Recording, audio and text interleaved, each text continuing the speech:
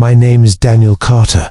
I'm 42 years old, and what I'm about to share with you is the kind of story that sounds like it belongs in a movie, except it happened to me. It all started the night I found out my wife owned a house I never knew about. Not just any house, a hidden house, a place she'd been keeping from me for years, while I worked my hands to the bone providing for our family. I still remember the way my chest felt like it was caving in when I first saw the documents. Don't forget to subscribe to the channel and comment where you're watching from. It was late. My wife, Melissa, had gone to bed early. She always claimed she was tired from work, but my gut told me something was off. That night, while searching for a receipt in the drawer of her desk, I found a manila folder. Inside were property tax papers. My wife's name was on them.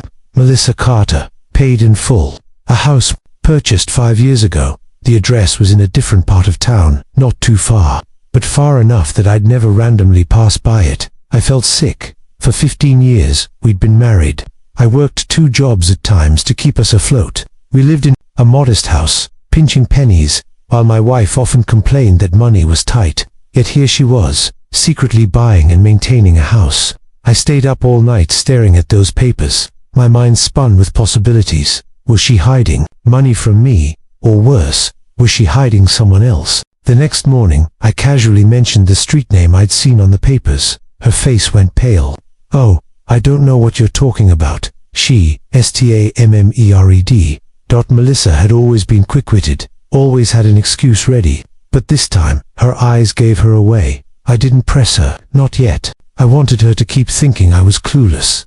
That weekend, while she went out shopping with a friend, I drove to the address. And there it was, a 2-story brick house, nice porch, curtains drawn, a newer car parked out front, not hers, not mine. My hands shook on the steering wheel. I waited, and then, she came out of the front door, laughing with another man. It wasn't just some fling. The way she touched him, the way they kissed before getting in his car, this wasn't new. This was years in the making. I sat there for half an hour, gripping the steering wheel, until my knuckles went white. My wife had been living a double life. Melissa was with him in our city, just a few miles away. While I worked overtime to pay bills she pretended we couldn't cover.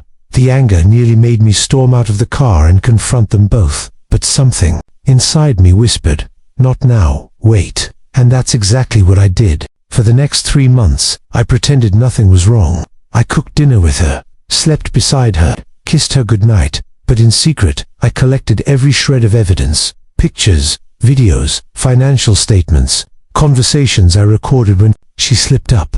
I even hired a private investigator, and what he uncovered nearly broke me in half. Melissa had used my hard-earned money to buy that house. She'd siphoned it little by little from our joint account, lying about bills, lying about medical expenses, lying about everything. And the man, his name was Jared, younger than me, a personal trainer she'd met at the gym.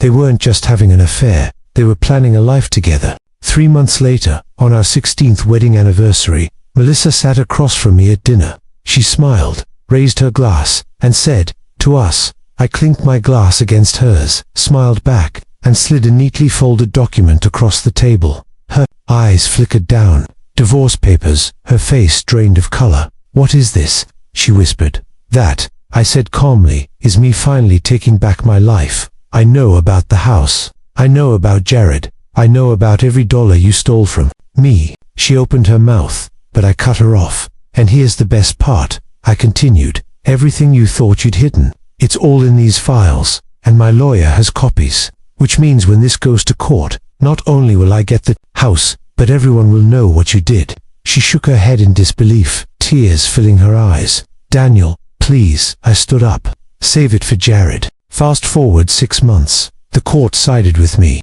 Thanks to the evidence, I kept our marital home and gained ownership of the hidden house. Turns out, because she'd used joint funds, the property legally belonged to both of us. And with her betrayal on record, the judge granted me full control. Melissa, she walked away with nothing but her clothes and guilt. Jared dumped her a month later, when the money dried up. Now, I rent out the hidden house. The income covers half my living expenses. Every time that rent payment hits my account, I smile, because it's a reminder, patience is the sharpest weapon. So that's my story. My wife thought she was building a secret future without me, but in the end, I took back everything she tried to steal. If you made it this far, comment, "He took it all back." Don't forget to subscribe for daily stories that hit hard, and turn on the bell. You won't want to miss what happens next.